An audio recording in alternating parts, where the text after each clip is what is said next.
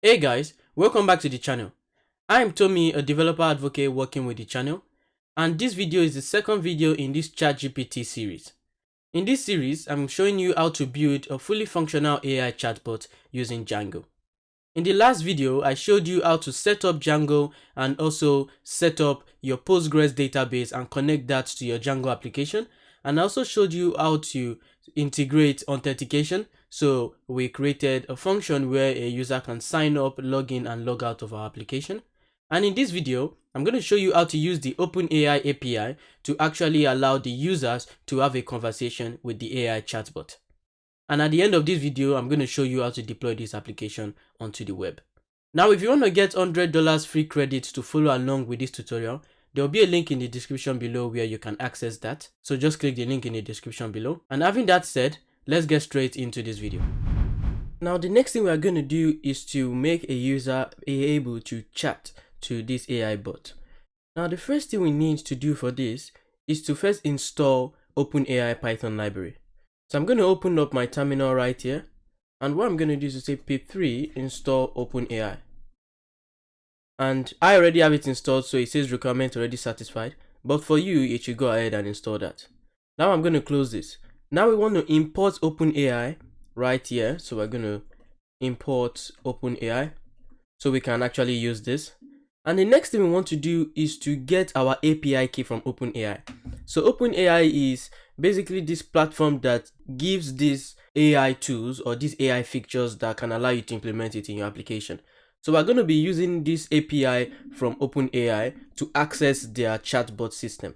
So I'm going to show you how to do that. So what you need to do is to go to openai.com and sign up for an account and log in. Once you've logged in, it should bring you to this dashboard. Then you're going to come to this top right corner and click on personal, and then you're going to click on view API keys.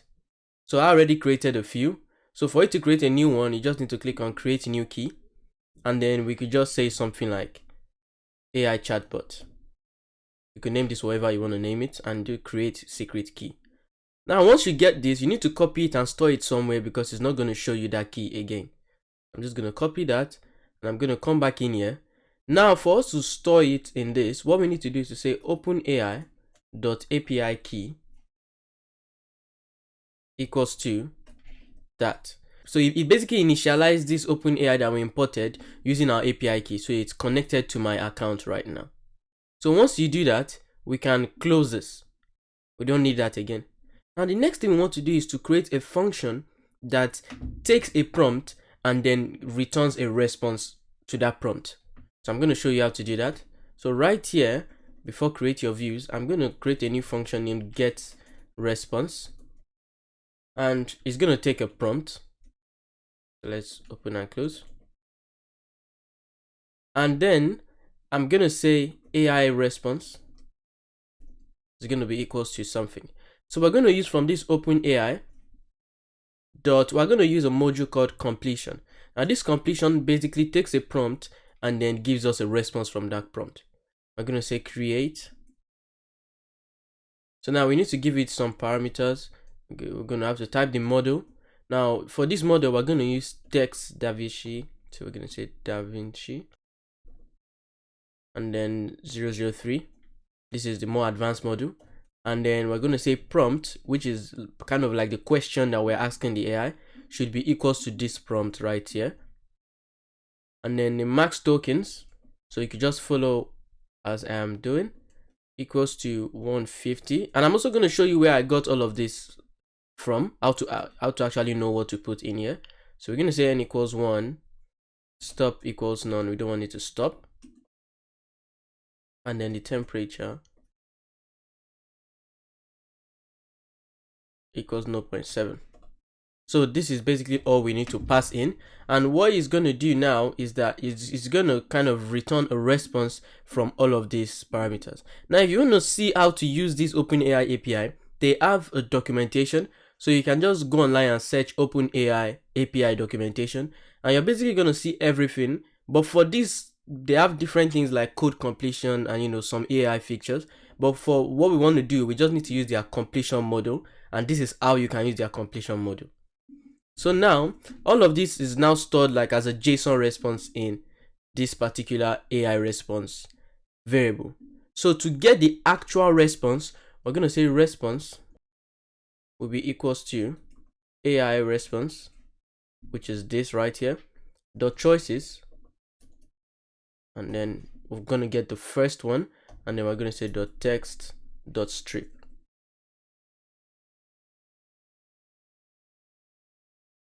And now we're going to return response.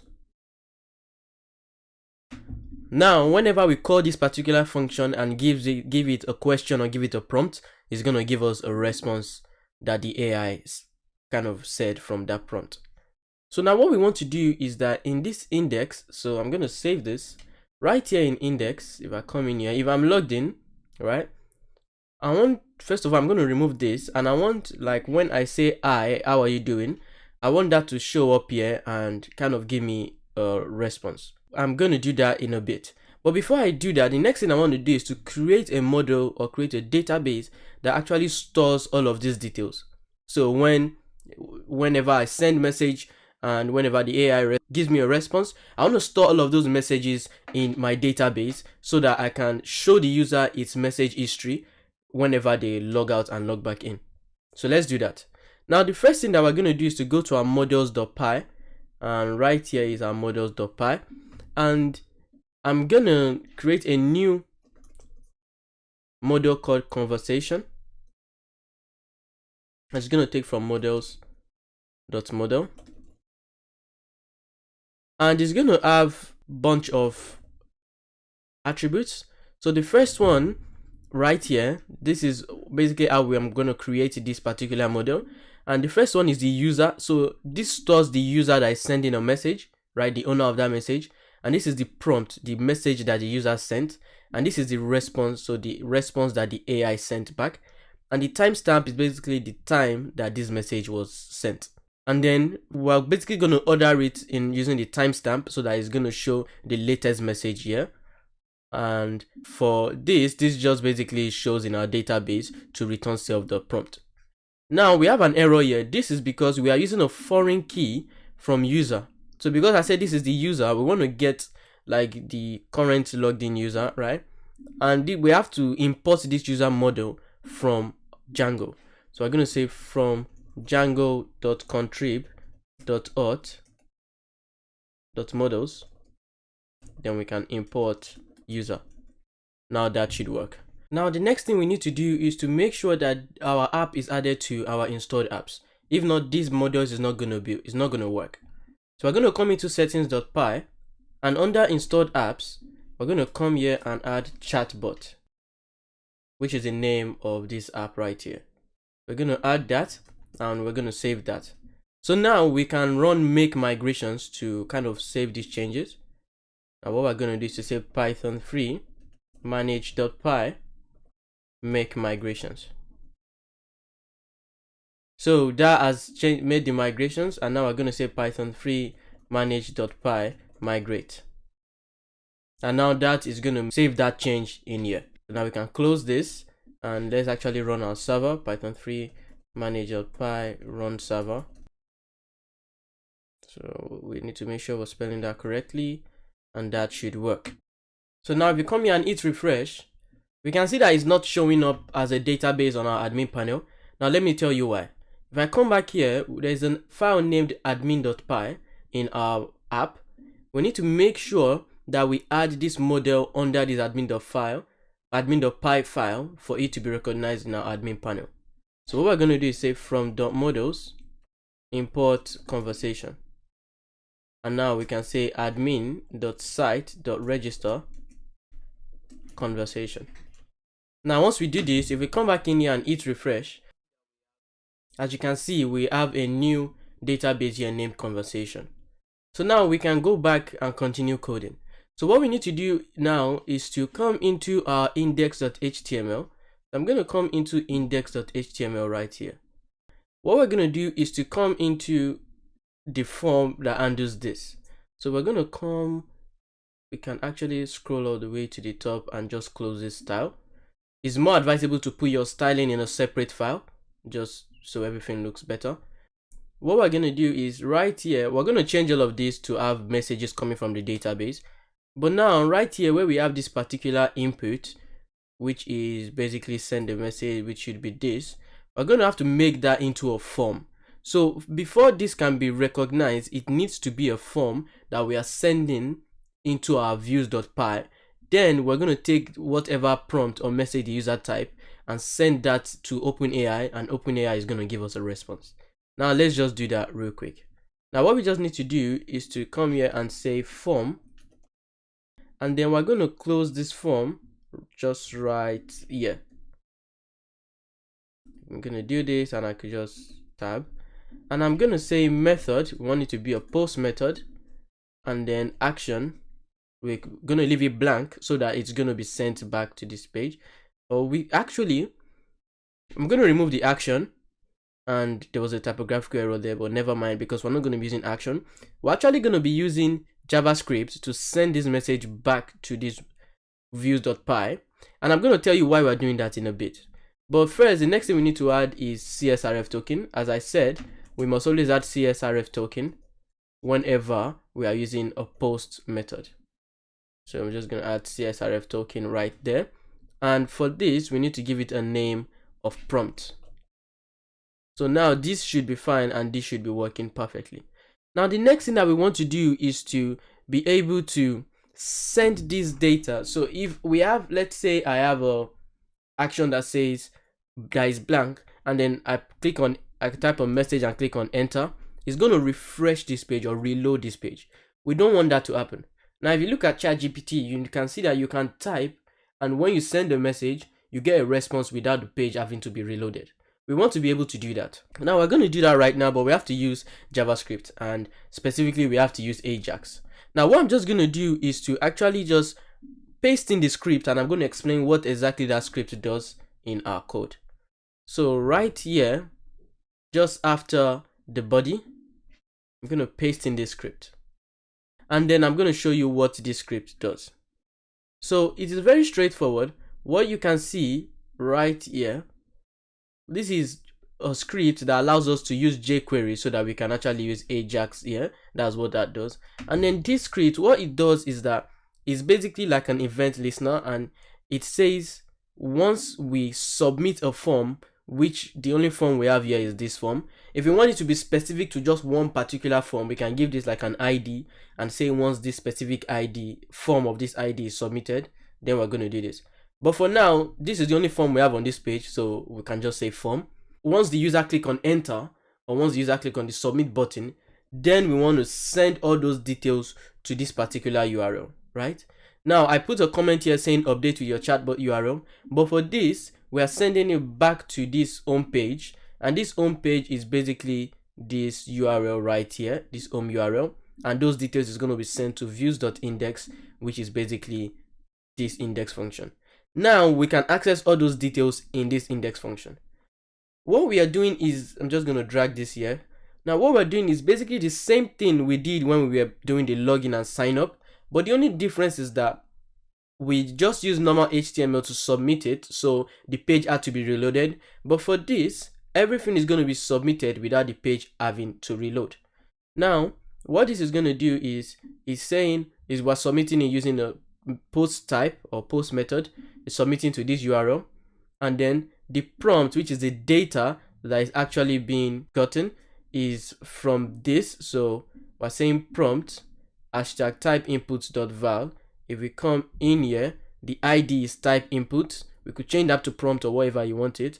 And what we're just gonna do is to then also have a CSRF token, because when we're using a post method, we must have a CSRF token. And then we're saying if this is successful, that means if all of this data has been sent to this particular view, and this view sends a response back, if this view sends a response back, that response is stored in this data variable. Then what we're going to do is to use JavaScript to just basically update this particular view. Instead of having all this static data or this dummy data, we're actually going to change all this data and update it with a new message and response. So as you can see, message incoming, data.prompt, and message outgoing, data.response. So that is what we are doing right here. And after all of that, what we just want to do is to clear the input field. So once the user type in something and hit enter, we want to then clear this particular field. We don't want that message to still be there. That is what this does right here. So now what we're just going to do is to go ahead, and before we test this out, we actually have to make sure that we are receiving all of this data in the views, and then we are getting a response from the AI. So I'm just going to close this up, and then what we're just going to do is to make sure that we have this taken care of. Now the first thing we want to do is to first check if a user is logged in. So we're going to say if request.user.is_authenticated. If the user is authenticated, then we can go ahead and then basically redo all of this. So we're going to render the normal HTML page and all of this. But if the user is not authenticated, then we want to redirect them. So we're going to say return redirect. We're going to redirect them to the login page. We're just going to say /login. Now, since the user is authenticated, the next thing we want to check if, so we're going to say if request.method is equals to post. So we want to check if some form was submitted or some data was posted into this particular view or URL using a post method. If that is true, then we have to get those values that were sent. If we come in here, if we come back to the script, the data that is being sent is the prompt. So we're going to come here and say prompt equals to request.post.get, and then we're going to get prompt. And then since we already have this prompt, what we're then going to do is to kind of get a response from that prompt. So if I say, hi, how are you doing?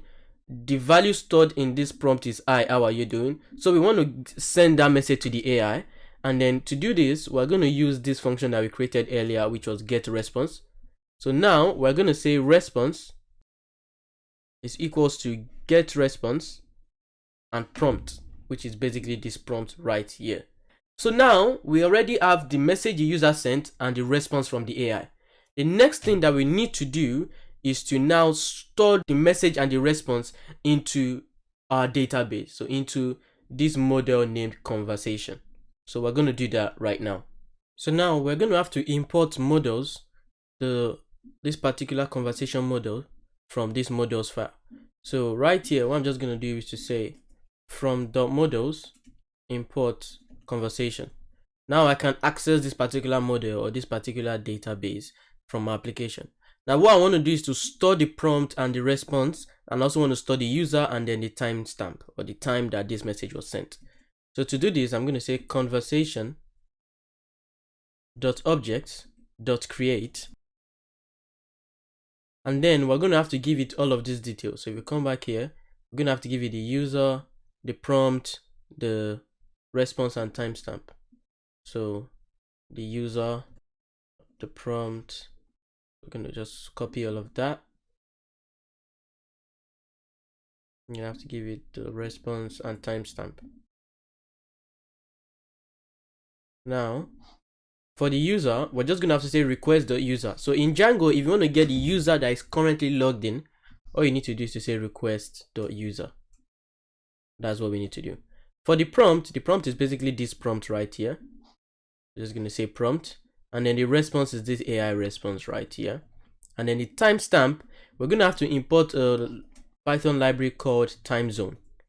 So this time zone is used to get the current, you can use it to get the current time, do different things basically. And so what we need to do is to say import time zone. Now it's saying there's an error.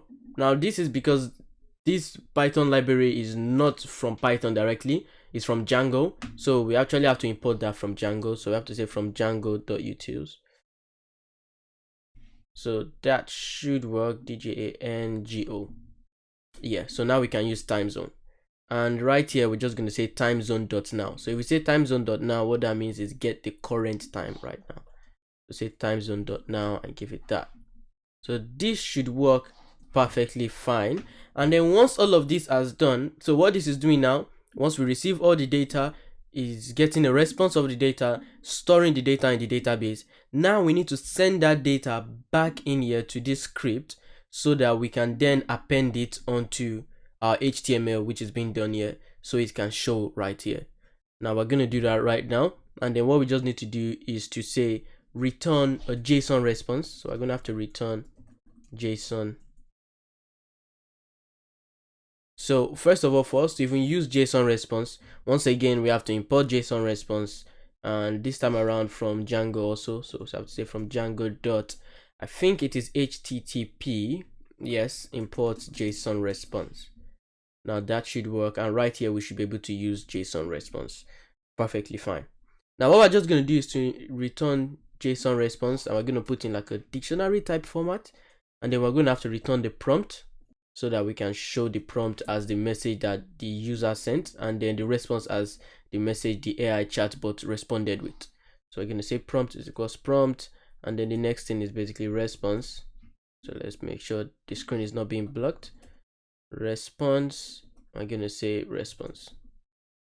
So that is all we need to do. And then once this is done, what we can basically, I'm going to show you what to do later in terms of like getting the history of the message. But for now, let's see what this does.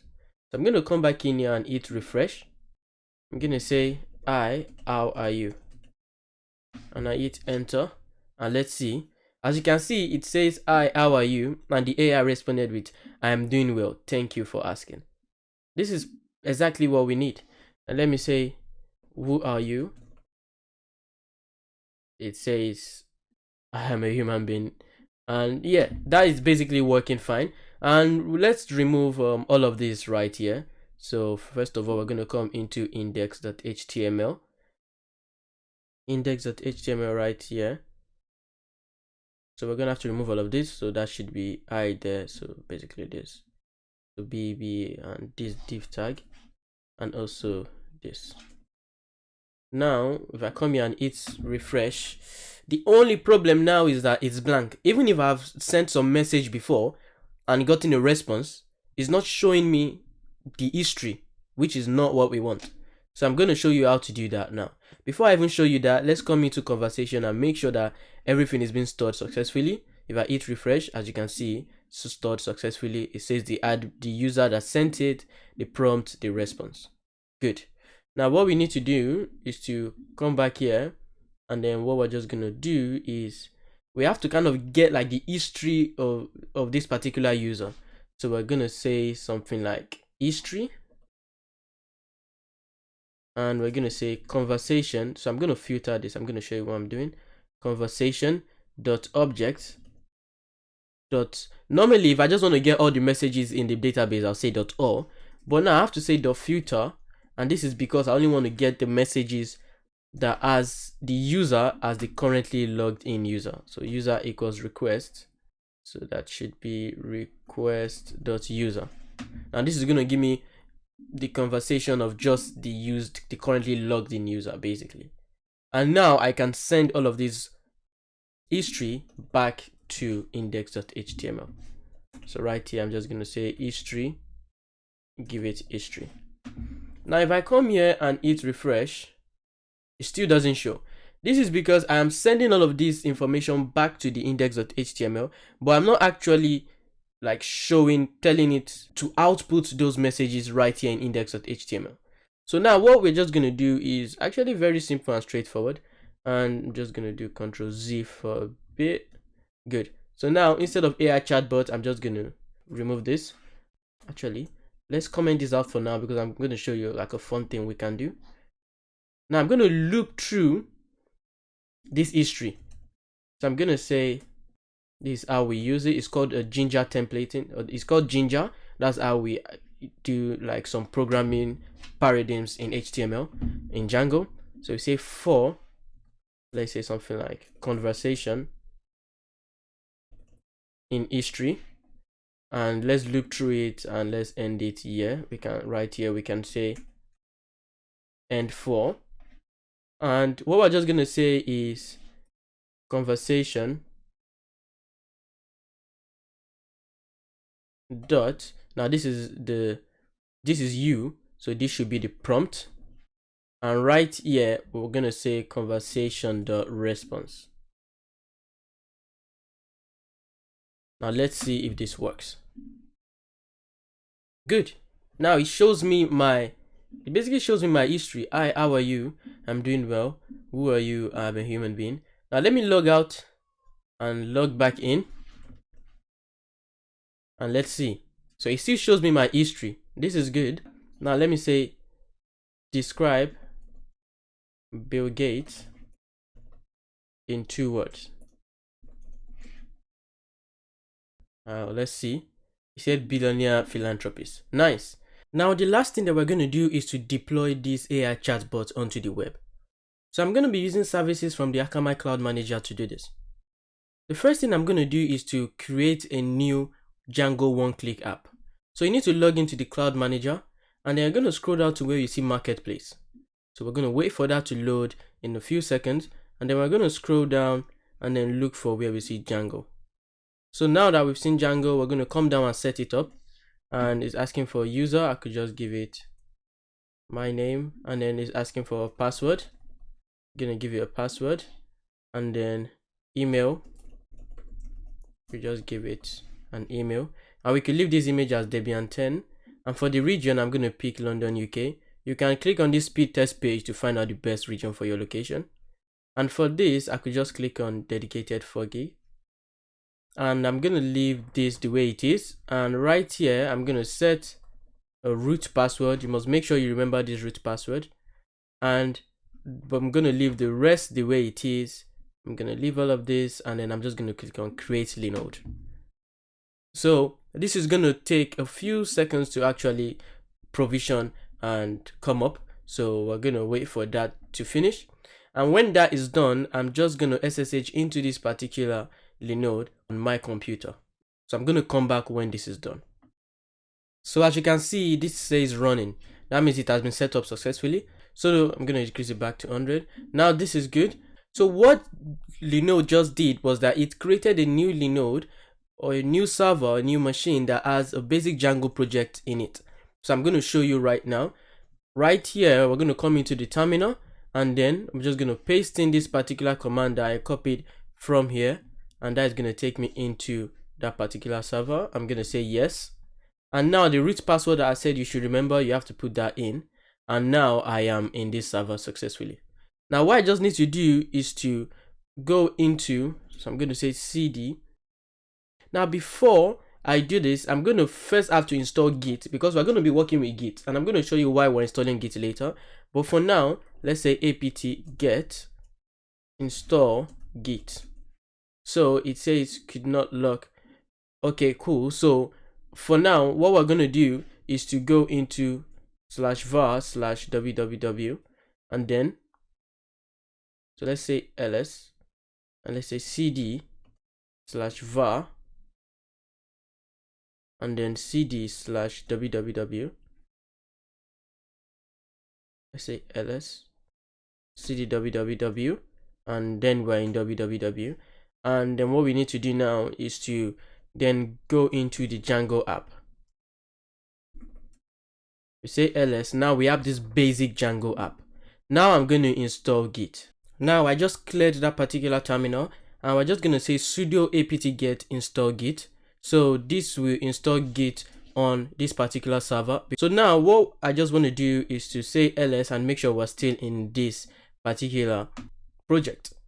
Now I'm going to go into GitHub and just follow my process. I'm just going to come into my profile, and you need to make sure you are signed in. So I'm just going to do that right now.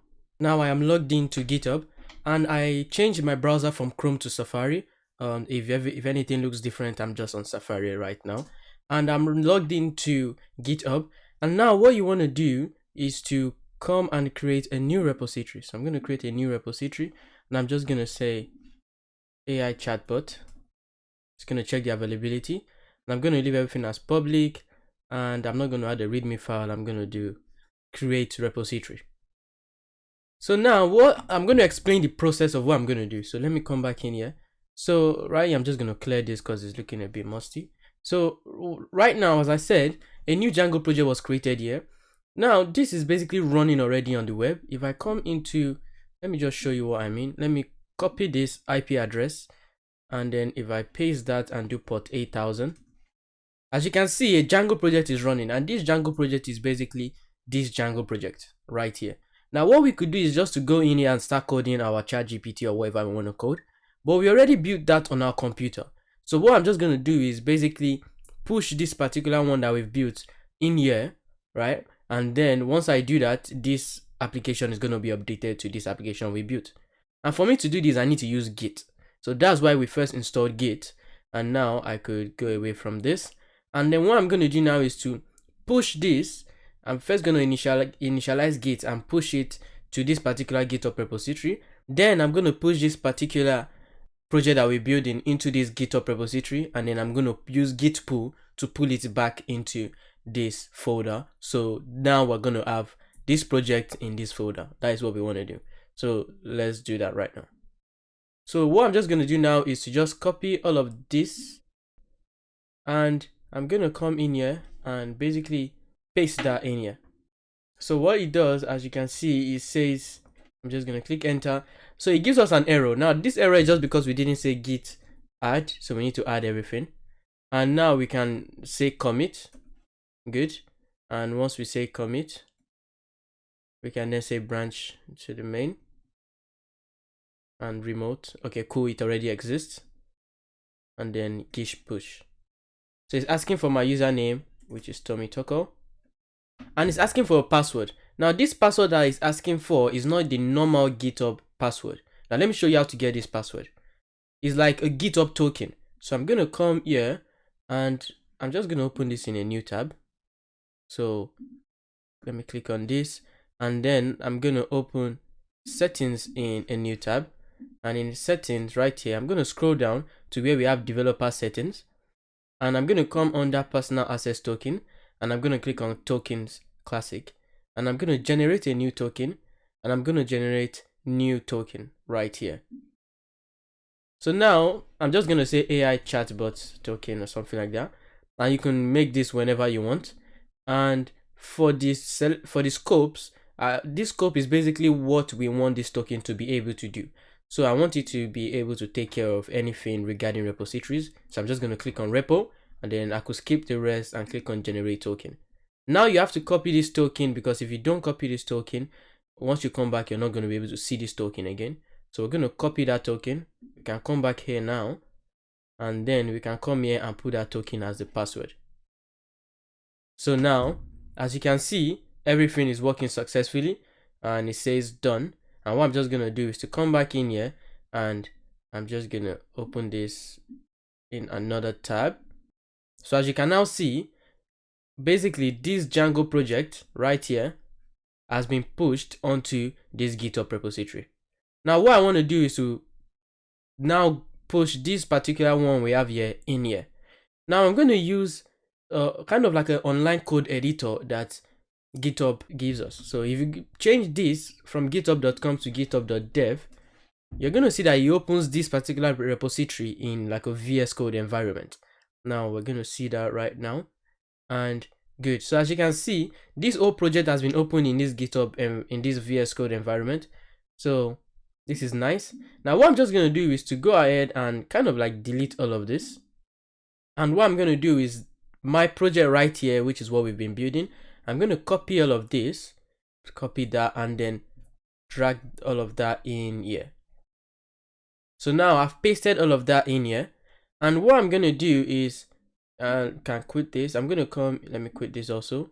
I'm going to come into AI chatbot and go into settings. Now for the allowed host, I'm going to allow this particular server to be a host. So I need to copy this IP address and come back in here and put that as an allowed host. So once I do that, I'm just making sure that that works. So then I'm just going to save that file, and that's basically all we need to do. So I'm going to come down to this bottom and click on sync, and then that is going to sync everything for us. And now you're going to come right here into source control, and I'm just going to say final code as the comment, and then I'm going to commit and push. So now this is going to make all these changes, and when I go back to that repository, you're going to see that everything has been changed. So it says it's done, and now what I'm going to do is to come back in here and hit refresh, and let's see. You can now see that this code or this Django project is now the Django project that we were developing right here. So now what I'm going to do is to pull this Django project back in here. So let me clear this once again and just do git pull. And everything works successfully. And if I do ls, you can now see that it rewrote everything. So now we just have this right here. So the next thing we want to do, because we're using Postgres, if we don't do something, we're going to face an error. Now let me tell you what we need to do. So I'm going to come in here, and right here in this particular Django one-click app that we created, I need to copy the IP address, and I'm going to come into the database that we used, which was this Postgres database right here. And right here, I'm just going to click on manage access control. I'm going to add an IP address, and I'm going to add that IP address. Now what this is doing, I need to click on update access control. Now what this is doing is that it is allowing this particular node that we created to be able to have access to this Postgres server. So I'm just going to zoom this in to show you what it does. So right here you can see it says updating. So it's going to take a bit of a time to update, so a few seconds to minutes depending on the time you're doing this. And this is basically going to allow this. So I'm going to open that particular node up in a new tab. So it's going to allow this particular one that we created to have access to this Postgres database. If we don't do that, if I try to run migrations with my Django project, it's not going to work. So now this should be working once it has been updated. And what we're now going to do is to come back in here. And as you can see, everything is working fine. The only thing that we need to do is to make sure that we have something called psycop2 installed. So for Django to be able to connect to Postgres, we need to have psycop2 installed. And earlier in this series, I showed you how to install that on your machine. But now I need to show you how to install that on this particular server. Now for us to be able to do that, the first thing we need to do is to first make sure that we update apt-get. So we're going to do sudo update apt-get. Now that is done. Let me just show you that particular one if you couldn't see it. This is it, sudo apt-get update. And now we also need to run this. So this is it right here. I'm just going to scroll up. So this is what I just ran, sudo apt-get install, and this basically allows us to be able to install psycop2 right here on this server. So that has been done, and now we can then say pip3 install psycop2. Now that should be able to install successfully. If psycop2 is not installed, we won't be able to connect that particular managed Postgres database that we created on the cloud manager to our Django project. Now that psycop2 is installed, everything should be working perfectly. Now let's come back in here and see it is still updating. Okay, as you can see now it says active. Now that it is active again, we can then come back. So I'm just going to come back here. It is active. What I can just do now is to run migrations. So I want to run migrations so everything works successfully. Python 3 manage.py make migrations. And it says no module OpenAI. So we need to make sure we have all of this installed. pip3 install OpenAI. So we're going to give that a second to install. What I can do now is to make migrations again. No changes detected. Now I can migrate. .py migrate. And it's run migration, no migration to apply. This is because we're still dealing with the same database, so there is no new migration needed to be applied. Now what I'm just going to do is to actually run this server now and see that everything works successfully. So I'm going to say python 3 manage.py run server, and we're going to have to run the server on this IP address. Come here, and then we're going to run on this IP address on port 8000. So now let's see.